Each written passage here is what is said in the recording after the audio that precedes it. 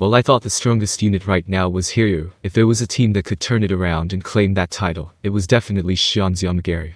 And this unit, according to Benimaru's organization chart, was supposed to be my bodyguards. I didn't like it, but the idea of abusing their near immortality stalling for time by acting as bait was the main reason why they were delegated this role. Essentially, if anything ever happened, I could use the Yomigaeri as a decoy and escape. Shion explained it rather proudly. In case you were wondering, even though they were technically my bodyguards, they didn't need to follow any of my commands. They were a group that solely existed to protect me, so they were strictly forbidden from doing other things, regardless of my orders. Therefore, even if I shouted at them not to, they'd gladly sacrifice themselves for me. It was extremely troubling. Although, if I asked them to do some trivial tasks, they would readily accept. It was probably a good idea to not tell Shion any of this. At times like these, it was best to put up a facade in order to hide how I truly felt. By the way, Shion had one more undisclosed unit that wasn't written on the list. Although officially it was a secret, it was more so an open secret nowadays. It was a self-proclaimed unit that followed Shion. They were supposed to be her bodyguards, but in reality, it was simply a fan club. The exact number of members was unknown. I didn't think that there were more than 1,000 people at most. Since it wasn't an official unit, they were outside the jurisdiction of our country. We don't know how many of them there are, nor their abilities. Is it really going to be okay? It would be nice as long as nobody died. Shion was secretly raising them, so their strength was also unknown. It seemed that Daggerul's sons were working hard as captains, and some adventurers with combat experience had joined the group as well. There may come a time where they would be useful in the future, but for now, I was more anxious than I'd expected. They were definitely not a unit that we could send to the front line. It was only natural that Benimaru hadn't listed them on his organization chart. I handed the sheet back to Benimaru. I don't have a problem with this. It looks like we've increased our forces, but as far as I'm concerned, there are no changes for these units. I think we can safely put this behind us. I agree. I take pride in the fact that the Kurenai are troops that I've nurtured with my own hands. Saoi and Shion would certainly feel the same way, so I won't include their units into the organization chart. Shion nodded in agreement after hearing what Benimaru said. I had no objections, so I gave my permission by saying, please do so. Everyone wanted the unit that they had trained themselves close at hand. In fact, there was no need to add Gabil's Hiryu to the new structure. It was just something he had suggested himself. On that note, Gobta wasn't the one who raised the Goblin Riders, but they were his colleagues as well as brothers in arms, and they had all acknowledged Gobta's abilities. So, even in the case where we had to change commanders, we decided to take their feelings into consideration. Benimaru brought out the third sheet of paper. I guess this is today's main topic. These are the core that belong to people other than me, but I have condensed it all together here. It was finally here. The table I've seen so far only contained current units and their subsequent increases and decreases. The only thing that caught my eye was Gobta's appointment as the commander of the First Corps. This was something I'd suggested, so there wasn't anything new to surprise me. Well, I wonder what will be written here this time. With a pounding heart, I looked down at the piece of paper. There was a chart of the left and right wings of the army.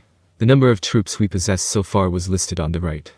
The First Corps, commanded by Gobta, had approximately 12,000 soldiers. The Second Corps, commanded by Geld, had approximately 37,000 soldiers. The Third Corps, commanded by Gabil, had approximately 3,000 soldiers. In total, there were around 52,000 men. This was the entire standing army of the Tempest Federation, and in my opinion, it was quite a scary number. Regardless, we still had plenty of room for more soldiers. The population of our nation had already surpassed 1 million, and had been increasing at breakneck speed. Looking at it objectively, our national power had grown exponentially. It was precisely because of our nation's strength that we were able to support such a large army. On top of that, because the Second Corps acted as military engineers, we were able to maintain this manpower. If all of them were unproductive, then we wouldn't have been able to get this far. I really needed to thank Geld and his team. Without him and his subordinates, the remaining number of soldiers would approximately be only 15,000. This was definitely not enough for a confrontation with the Eastern Empire. As a result, Benimaru and I had pondered the question of what actions we should take. Once war breaks out, I'll recall Geld and his men. This was the original plan. However, even that would not be enough. Although the Western nations appear to have their own armies, mobilizing them would be a massive undertaking, warned Benimaru. Indeed. We went through all that trouble to gain control of the Council's military authority, so it'd be remiss of me not to utilize it. With that being said, doing so may cause some major backlash, I replied. Moreover, if problems began to occur within the Western nations, they'd have nothing to stop it. If that happens, things may get tough later on. It wouldn't be an issue if it was within our borders, but if the citizens of the Western nations start to question our leadership, it'll make it harder for us to do our job in the future. Exactly. And so, we repeatedly went through this back and forth exchange. Benimaru's response to these concerns was probably the army's left wing that was written on the paper. Let's take a closer look at the breakdown. Western Reserve Force. 150,000, Mixed Magin Corps. 30,000, Volunteer Corps. 20,000, that was it. These numbers are huge, but what sort of army is this left wing? I asked, confused. For the time being, they're soldiers under our command. The aforementioned army that belongs to the Western States Council is the Western Reserve Force. Unlike the armies of each individual nation, this one is hired directly by the Council, or rather, largely hired through our funding. That was certainly the case since the Council granted us military authority, which bestowed our country the right to give orders to the Council's forces. I knew that, but why is the number so high then? The army that belonged to the Council existed for formality's sake. Moreover, it consisted mainly of knights and soldiers that were brought in from each of the Council member countries. There were only about 1,000 of them, and their duties were mainly to oversee the security of the Council venue in the capital of Ingratia. In principle, each member of the Western nations had its own army, and was responsible for its own security. There was no need to maintain a full-fledged army, since instances where the Council would actually need to mobilize its military were exceedingly rare. It was for this reason that they handed military command over to us without a second thought. Although, the reason I wanted military authority had nothing to do with handling emergency situations in the first place. It was simply for laying down tracks so that each nation had access to the Mogi train. It would have been a hassle to get approval from every single one just to dispatch Tempest engineers. If there really were some emergency, our nation would dispatch troops to handle the situation. Based on this consideration, I sent the soldiers under the Council back to their own countries. This was also because we had decided to establish a security force on the condition that our nation would fund the whole operation. To achieve this, I limited recruitment only from the local population, as it would probably be more reassuring if the soldiers were humans and demi-humans, rather than monsters. After the disbandment of the previous army, the new one surprisingly increased in numbers. According to Testarossa's report, rumors spread like wildfire, claiming that you could earn a living if you enlisted, which ended up attracting a lot of recruits. But wasn't the purpose of this force just to maintain public order?